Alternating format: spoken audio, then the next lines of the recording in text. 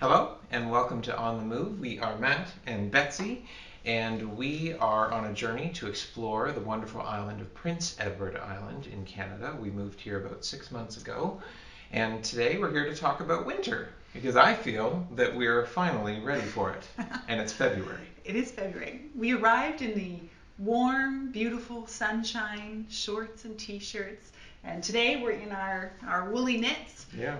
It's cold out, it's blowing. I think you could probably say it's blizzarding. Yeah. I mean, not as much as It's we've a gentle had. blizzard. Yes, not as much Yeah. wind as sometimes. We're getting a lot of snow coming down. Yeah, which means that the day that this releases, this may not be true, but the day that we're taping, we have a snow day here. So all the kids are home today, actually. Yeah, snow day here in PEI means no buses on the road. Yeah. Just to keep the kids safe. They don't want anyone sliding off or having an accident, that sort of thing. As the snow is continuing to come down, they do have the snow plows out removing it, but we're getting quite a lot. So just for everyone's safety, they close the schools for the day and the kids get what's called a snow day. And this is in stark contrast to the weekend. We decided to, well, you wanted to go snowshoeing initially. It's my birthday coming up, and so for sort of my birthday weekend activity, I had wanted to actually do a nighttime snowshoe. I thought would be fun. But the weather didn't cooperate, no. which we are learning is typical of the island here. Maybe it has to do with the Atlantic waters. Maybe you can tell us. It can go up and down. Quite so quickly. On Saturday, we hit 10 degrees Celsius. So puddles of water everywhere. I was warning the girls not to go in the puddles in their snow boots because snow boots are not made for 5-inch deep puddles. Yeah. And then within 24 hours, was it 24 hours? Yeah. Yeah. So We were freezing back up again. Yeah. 24, They were like 48 minus, hours. minus 8, Yeah. minus 10. So of course, with the slightly warmer weather, because we couldn't do the snowshoeing, I said, well, let's go to the beach. Yeah. Which is we hadn't been back in quite a while because it wasn't great weather for it, but it was a beautiful day. We just got busy this fall. We were really busy with the house, so we Yeah. decided to go. Now, this is, I think, not the first time in my life, but there are very few times that I've worn my snow pants to the beach, but this was one of them. Yes. Which it was a tad warm as we were marching along. We actually walked a beach that had like a cliff up the one side of us, and then on the other side the sun was shining down. So kind of caught between that cliff and the ocean, we were getting direct sun, which was some of the time. fairly warm. Yeah, Beach Point is where we went, which we actually talked about much earlier when we were here in the summer. It looks a lot different in the winter. Yeah. I think I enjoyed it just as much, but for different reasons. Yeah, so it freezes different than the Great Lakes do in Ontario. We'll probably spend a little bit of time today just talking about sort of winter is not winter or the same everywhere in Canada. So for those of you who maybe watch and are outside of Canada or are new to Canada, it really does matter on where you are in Canada, the type of winter that you may experience, and that can change from year to year. Yes. So this year here on PEI, we are having, I would say, a fairly harsh, extensive winter. We hear of worse ones, but we are having a good winter. Yeah. Good amount of snow. Yeah. So anyway, the difference with the water, because we've been to the Great Lakes in the winter, and it freezes differently, because here you get tidal. So it kind of like, it wasn't as big, kind of massive shifting that you get on the Great Lakes. Yeah, well, the Great Lakes, because of the waves, you get lots of freezing, but then you get these massive structures of ice as well that crash up and freeze that way. It doesn't work that way. Maybe here. you do here, but not where we were at Beach Point, at least not this year. And I think that has to do with because the tide comes in and out, it kind of separates pieces off. We could see little miniature icebergs floating away. Yeah, our youngest was like, "Can I go out there?" And no. You were... No, you cannot ride on those. They may look like fun, but that's not safe. Yeah. So you do have to have some caution when you're playing around ice and open water. We do recognize that, and we did take that caution. But I was impressed with how much of it did freeze, because the ocean is not going to freeze as readily as the freshwater will. No. But there was lots of frozen water. Yeah, there was a good 12-foot section of ice along the shore that was frozen in chunks, and you could see like the crevices between, and so you do have to be somewhat cautious. But we could also see that the water was not very deep. So at one point we said to her, yes, you may stand on that one, but if you get wet boots, that's your problem. So yeah, we weren't too worried about full-on wet. And we alluded to, we've decided for our family, and with the fact that we live out in the country, being in winter when you've got a good amount of snow, snowshoes are a Yes. handy thing to have. Especially since I walk our dogs kind of out back a field, a farmer's field. So we've gotten both. You can get a lot of drifting because we can get a lot of wind with the snow that comes down. So at one point, it was like walking over snow waves. The snow was frozen in waves. So that was great for that. And then with the thaw that we had recently and then the refreeze, we didn't get a lot of wind with the next snowfall that came down. So the fields were sort of more level than I've ever seen. But it still really is nice to have the snowshoes because as you walk along without them, about every third step your foot will go crashing through and suddenly you're in up to your mid shin, and it's just an exhausting walk. It's not impossible, but it's tiring. Yeah, it's just not consistent, so it feels like it's a lot of work to do that. And you'll get too, because of that thaw and freeze, you'll get sections that are very icy too. So it's nice to have something with some good grip. Yeah, and I've heard some people refer to it as like a rotten snow or a rotten ice. So you'll fall through it and go crashing through. So I think part of the key to enjoying winter, not just surviving it, because here in Canada it can last for quite some time. So taking the attitude to enjoy it is what we try to do. So this year it was adding snowshoes to our sort of winter repertoire. And for years we have always made sure as best we can that our children are equipped properly and we are equipped properly with, you need good boots, you need snow pants, you need warm coats, hats, mitts. These are things that we find valuable to invest in. Yeah, especially if you're living in any kind of remote or rural area where you can get wind and snow and lots of weather. To have some good outer layers is really important. It's key, because there's no way you're going to enjoy it if you're not dressed properly, because when it's cold and it's windy, it's not fun if you're not prepared for it. And snowshoes have come a long ways oh my too. Gosh, yes. From when we were kids. Yeah, like the wooden, I mean, they're very cool in their design, the wooden snowshoes, but now they're made of aluminum and plastic, and they're much more low profile. And like A-line kind of, or however you call it. You used to have to kind of walk like this along. Yeah, you don't have to do that. No, you don't anymore. I find a little myself bit, doing it but anyways. I was saying that what I notice is whatever your gait is, so if you have a foot that turns in or out at all, you will feel that accentuated while you're walking in the snowshoes, but it still makes it more fun. Next year I'm hoping, I would like to get back to cross country or Nordic skiing. Yes. I did it as a child, but we have not owned equipment since we were adults.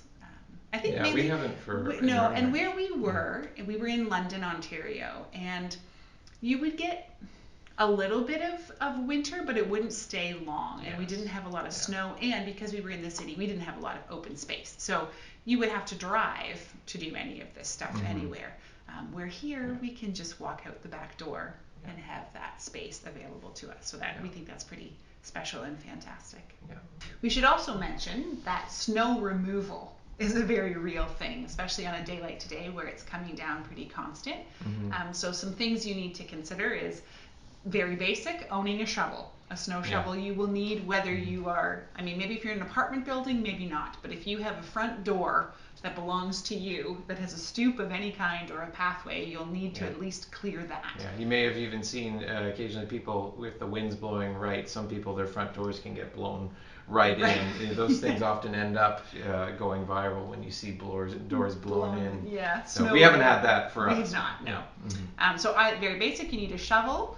Some people go with like... We actually, we have two because we end up going out together. Or on today, I convinced at least my one daughter, I'm bribing her, I'm paying her, but to help me keep things clear, so the two of us go out. Are doing that. Yeah, so you can have that, or some people have like gas-powered push blower, not mowers, push plows, or snow blowers. Snow blower. That's what I'm looking for, the word that you can have. We looked into getting one, but then we didn't. We kind of stalled on it and delayed, and I'm glad we did stall on it, because we have ended up, if we're getting a really good snow, we definitely need the help of our neighbor who we hire to come and actually blow us out with his massive blower and tractor. Yes. And Thank you. yes, very great thanks to him.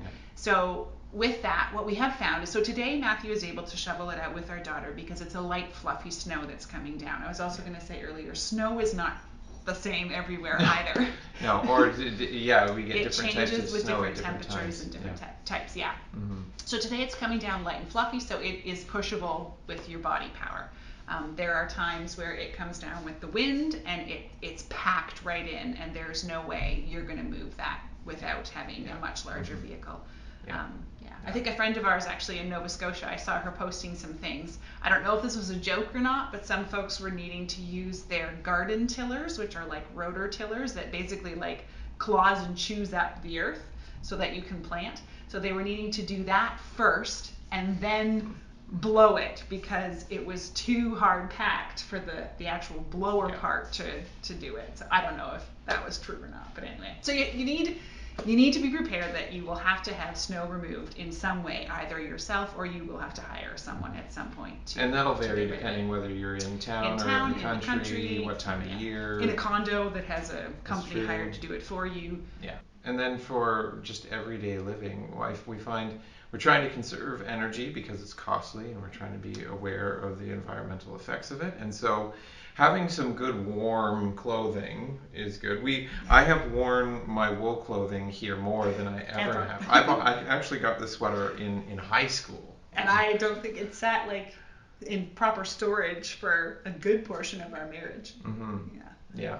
And so now we're wearing wool today. That definitely helps. Yes, helps. Anything polar fleece is another good one too. That will stay warm when it's wet and things as well. And we've done a few, like, not small. They're quite extensive things to our home. So if you're able to do that as well. One extensive thing we did, of course, was the windows. We've talked about that before, improving those. And then Matthew the other day came home with, I was joking, what looks like the largest package of diapers anyone has ever seen in their life. Maybe I'll get him to take a picture and he can show you. But it is in fact, I don't know, what kind of insulation is it called? It's called rock wool. I've never used it before, but I think it's going to be a little easier to work with and less dangerous than fiberglass will be. So we're going to put that. There's some spots in our like very basement, the concrete area that we've been recommended by the energy conservation folks of where to put it to kind of just help keep some of that heat in the house so that you're not just heating and having it dissipate. Yeah. And because there isn't a lot of public transit here in Prince Edward Island, you definitely do need to think about your vehicles when you're here. Interesting. Tires. I think about tires for cars. Yeah. You have like an off-road tire. We have two kind of extreme. You have an off-road tire in the truck. For a great big truck. And then I have winter tires, which they stay softer when they're cold, and they've got a better tread for the snow on them. But one step further than that I hadn't been introduced to until we got here is you can get studded tires in Prince Edward Island, which you can't in every province. We looked that up. It's not allowed in some provinces, and understandably so, because I'm sure if you don't have snow or ice on the road, you're just going to be ripping up the tarmac. It's pretty tough on the if you're driving on dry roads, I think it would be rough on the roads. But if you have that layer of snow or ice on the road that it's gripping on, it wouldn't be quite as detrimental. And I have found one of the ways here, if you're not familiar with heavy snow in Canada, that we combat it is to put sand or salt or other products on the road to keep them clear, or at least so that they're not freezing and getting icy. Yeah. And here in Prince Edward Island, I have seen some salt used, but not a lot of it, which I actually appreciate. Because again, it's harsh on the vehicles. Yeah, I mean, it keeps the roads much cleaner and safer in that sense, but it is pretty hard on the vehicles to have all that salt. So I think there's more usage of sand and less of salt. At least that's my perception. Now, we have heard some of our local friends not overly pleased with the clearance of the roads. So that's another thing to keep in mind, that if they're advising you to stay off the roads, it's probably something you want to listen to, especially if you are not an experienced winter driver.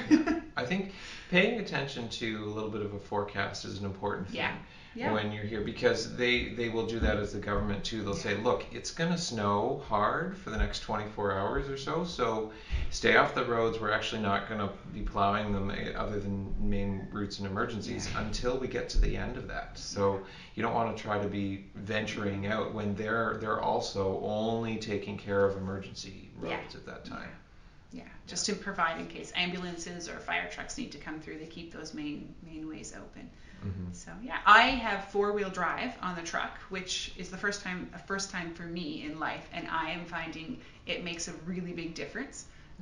For having, if there's snow, and what I found even harder to drive in the other day was when we had that thaw. So there had been snow on the roads, and it was more like a slush, and that stuff really like drags at your vehicle. I found that more kind of wanting to pull me to the side of the road than sort of just fresh fallen snow did.